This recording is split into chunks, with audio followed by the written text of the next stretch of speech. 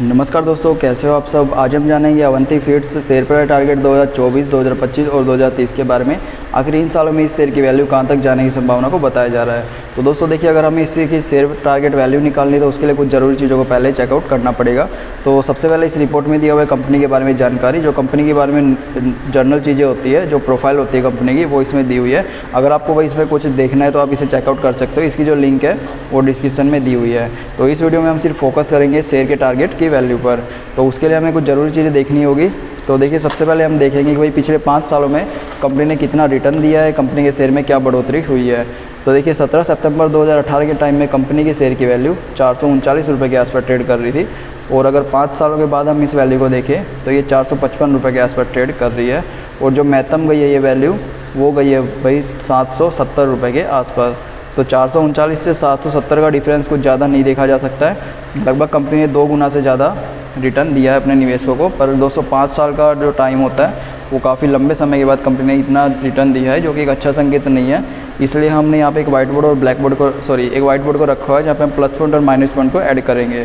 तो जैसा कि हमने देखा भाई कंपनी ने ज़्यादा अच्छा रिटर्न नहीं दिया है, तो हमने इसको एक नेगेटिव पॉइंट में ऐड कर दिया है। अब आगे देखिए तो कंपनी के पिछले 5 सालों की फाइनेंशियल रिपोर्ट को दिया हुआ है। तो देखिए, 2019 में कंपनी के द्वारा 3,547 करोड़ का रेवेन्यू बनाया जा रहा था और 373 करोड़ का जो है नेट इनकम बनाई जा रही थी। और 5 सालों के बाद 2023 में कंपनी के द्वारा 5,189 करोड़ का। तो देखिए, इसमें कितनी अच्छी बढ़ोतरी देखने मिली है 5 सालों के बाद। अगर नेट इनकम में देखें तो भाई इसमें भी ज़्यादा बढ़ोतरी देखने नहीं मिली है, लगभग थोड़ी बहुत बढ़ोतरी हो रही है। ठीक है, तो ओवरऑल अगर देखें तो भाई कंपनी जो रेवेन्यू तो अच्छा बना रही है, पर नेट इनकम किसी कारण से थोड़ी कम हो पा रही है, जो रिकवर जल्दी हो सकती है। तो इसको हम एक प्लस पॉइंट देंगे, क्योंकि जो कंपनी है अच्छा रेवेन्यू बनाते हुए फाइनेंशियल रूप से स्ट्रॉन्ग रही हुई है। आगे दिया हुआ है पिछले कुछ सालों में कंपनी की संपत्ति में होने वाले फेरफार। जो कंपनी के जो एसेट्स होते हैं, जैसे कारखाने हो गए और ब्रांचेस वगैरह हो गई या इंडस्ट्रियल व्हीकल हो गए, उसमें क्या फेरफार हो रहे हैं।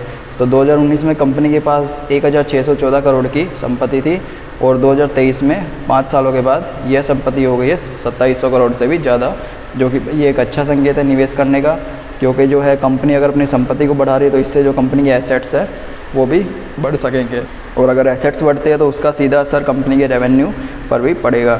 तो उसके बाद दिया हुआ है पिछले कुछ सालों में कंपनी के द्वारा दिया गया डिविडेंड।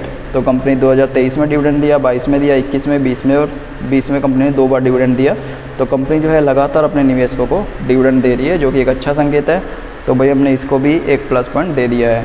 आगे दिया हुआ है कंपनी की शेयर होल्डिंग पैटर्न, जो काफ़ी ज़रूरी होती है देखनी। तो देखिए, इसमें टोटल प्रमोटर होल्डिंग यानी कंपनी के द्वारा खुद के 43% शेयर को होल्ड करके रखा हुआ है कंपनी ने, जो कि एक अच्छा संकेत है।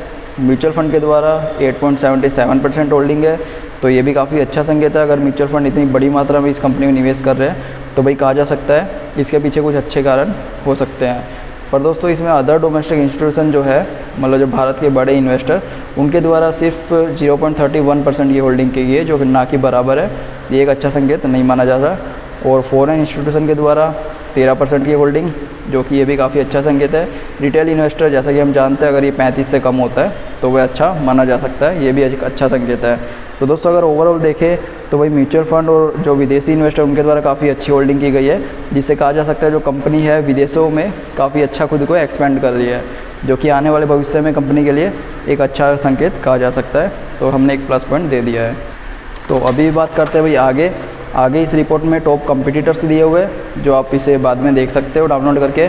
इसके अलावा फ्यूचर स्कोप दिया हुआ भाई कंपनी कौन कौन से प्रोजेक्ट पे आगे काम करने का सोच रही है, वो इसमें कुछ आपको जानकारी मिल जाएगी। कंक्लूजन दिया हुआ है, जो आपको ज़रूर से रीड करना चाहिए। और FAQs वगैरह दिए हुए हैं, जिसमें आपको काफ़ी मदद मिलेगी कंपनी के बारे में जानने के लिए। तो इसकी लिंक डिस्क्रिप्शन में दी हुई है, वहाँ से जाकर आप इसे देख सकते हो। अब बात करते हैं शेयर की वैल्यू पर। तो दोस्तों देखिए, जो ये शेयर की वैल्यू होती है एक्सपर्ट के द्वारा बताई जाने वाली एक अंदाजित वैल्यू होती है। तो अगर 2024 में देखें तो भाई ये बताई जा रही है 855 रुपये से 915 रुपये के आसपास जाने की संभावना को बताया जा रहा है। अगर 2025 में ये वैल्यू देखें तो ये है 1255 से 1320 रुपये के आसपास जाने की संभावना को बताया जा रहा है। ये किस बेस पे बताया जा रहा है, तो वो जानकारी यहाँ पे दी हुई है, जिसे आप रीड कर सकते हैं।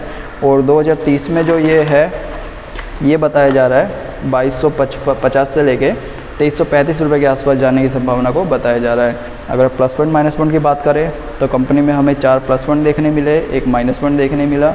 जो लगभग कंपनी में निवेश करने एक अच्छा विकल्प कहा जा सकता है। और दोस्तों जैसे जैसे हमें अपडेट मिलेगी हम आपके साथ भी ज़रूर से अपडेट करेंगे। वीडियो को लाइक करें, चैनल को सब्सक्राइब करें। तो चलिए मिलते हैं नेक्स्ट वीडियो में।